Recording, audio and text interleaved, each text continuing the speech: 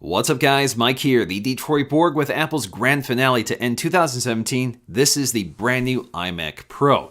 So the iMac Pro is by far the most powerful Mac you can buy and also the most expensive. So the iMac Pro on the surface looks like a space gray 5K iMac, but underneath that it's quite a bit more than that. It's powered by Intel Xeon W CPUs with EEC RAM along with standard SSDs across the board, along with Radeon Pro Vega GPUs with either 8 gigs or 16 gigs of HBM2 memory. So the box of the iMac Pro looks like any other 5K iMac, but they've changed the packaging design quite a bit to make it more environmentally friendly. So once I pull the tab, I can go ahead and open up the box, which reveals a lot of brown. Typically this has been wrapped in lots of styrofoam padding, but this time we have something that's much more recyclable. But it's also a heavier box overall, so it does add some weight to the overall package. So before we get to the main event, we have all of our accessories, which are also packaged differently than the previous design. So we have our power cable, which is in its own dedicated box just beneath the stand. So the power cable is black to match the space gray iMac, and that is not the only black cable we'll find. So as always, slotted in the top of the box is the accessory package containing the keyboard and mouse. Now for the iMac Pro, all of the accessories come in a matching space gray. So we get a space gray Magic Keyboard with a numeric keypad, which is the new keyboard they released this year. And we also get a space gray second generation Magic Mouse. So the top of it actually kind of looks like the back of an iPhone 8 with that glossy surface. The rest is anodized aluminum. Beneath that, we'll find the optional space gray Magic Trackpad. So this is something you have to add when you configure your iMac Pro. It doesn't come standard with it. And it pretty much looks like the space gray trackpad from a MacBook Pro. But the color matching doesn't stop there. So just below the literature packet, we'll find a matching black lightning cable for recharging the Magic accessories. So none of these space gray accessories can be purchased separately from the Apple Store, at least right now. Now, if you're still not impressed by the color matching, if you look inside the paperwork,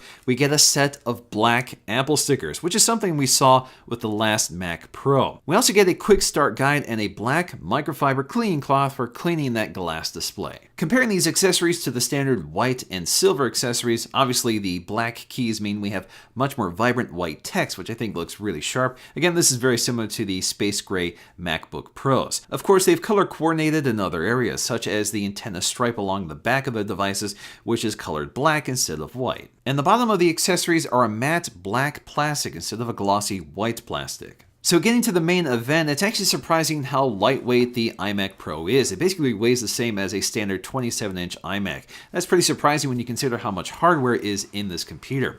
Now this is wrapped in a fabric-like material, which is also color matched to the space gray. Previously we had a white styrofoam envelope, so this is a little more environmentally friendly. Once we break the seal along the back, we can go ahead and lift up the envelope. We still have some plastic to remove, so there's a piece of plastic covering the glossy plastic black Apple logo on the back. This is actually part of the radio transparency needed for things like Wi-Fi and Bluetooth to work through this all-metal chassis. There's also plastic covering the glass on the front, and all we have to do is peel it off along the side so we can pull this off neatly in one sheet and reuse it if we need to. And there's one more piece of plastic protecting the back of the stand during shipping. It no longer covers the entire foot. There is an exclusive wallpaper for the iMac Pro that sort of goes with the space gray theme. You'll find that under the wallpaper selection. From the outside, the iMac Pro looks exactly like a 5K iMac, same overall dimensions, but there's a few things besides the space gray that points to the fact that this is a different design. So internally, we need a lot more ventilation. So unlike the 27-inch 5K iMac, we don't have a RAM access door right below the vent. Instead, the vent is much larger to allow the computer to breathe. Now, this computer is noticeably quieter when it's under load, so even if the fan is spooled up, the sound is much softer than the higher pitch sound of the smaller fan within the 5K iMacs. To feed that larger exhaust fan, we have some vents just underneath the back edge, which is not present on the standard 5K iMac. This also means that the Kensington lock that was underneath the power port on the 5K iMac is not present on the iMac Pro. We still have that razor-thin edge that bows out toward the center and meets the articulating hinge of the stand. The concaved power button is in the same spot on the lower left side. iMac Pro also expands its I/O to include not only 4 USB 3 ports, but 4 Thunderbolt 3 ports. We also get a faster UHS 2 SDXC card slot. Of course, we get a headphone jack, but we also get a 10 gigabit Ethernet port. That's a first for an iMac. iMac Pro is also the first Mac to get a 1080p FaceTime camera. and it's a big improvement over the 720p we've been used to. We also get 4 microphones for better audio pickup and noise isolation. There's actually 2 microphones on either side of the camera, so you'll see tiny pinholes in the glass, but we also get 2 microphones on the back just above the camera, etched into the aluminum like previous iMac designs. The microphone for the 5K iMac is actually just above the Apple logo hidden behind the glass. By now, we're pretty familiar with Apple's newest 5K display. This is a 27-inch panel, the same one that's also on the 5K iMac, so we still get that DC IP3 color spectrum, which can produce up to 1 billion colors. We also have 500 nits of maximum brightness, so it's still one of the best displays for professional photographers and videographers who need accurate color. We can also output to 2 additional 5K monitors for 3 5K displays. No other Mac can do this, so that delivers up to 44 million pixels of resolution. Like other iMacs, we have down-facing stereo speakers, but they've been really beefed up for the iMac Pro. In fact, a significant part of the internal structure is taken up by the resonance chambers. Even though the speakers on the standard 5K iMac already sound fantastic, these are much louder. In fact, they're about 10 decibels louder in my testing. We also get a deeper bass response and a broader frequency response, so you get a lot more detail in audio, which is great if you use your iMac Pro for audio editing. So the baseline iMac Pro starts at $49.99, but the version I went with has a 10-core Xeon CPU, which delivers the best overall turbo boost speed of 4.5 gigahertz. But of course, if you want, you can go all the way up to 18-core. I also chose the Vega 64 GPU with 16 gigs of on-package HBM2 memory, which boosts memory bandwidth up to 400 gigs per second. I also doubled the SSD storage to 2 terabytes and doubled the EEC RAM to 64 gigs. Although it's not really easy to do, once you get inside the iMac Pro, it's pretty easy to upgrade the components. In fact, the RAM is mounted in standard DIMM slots. We also have a rated SSD, so all of these are components you can swap out. It also looks like it might be possible to swap out the CPU, but we'll have to wait for more testing. So running some benchmarks to get an idea of the relative performance compared to the maxed out Core i7 iMac I reviewed earlier this year. So according to Geekbench, I'm getting a single core score of around 5,500 and a staggering multi-core score of 36,500.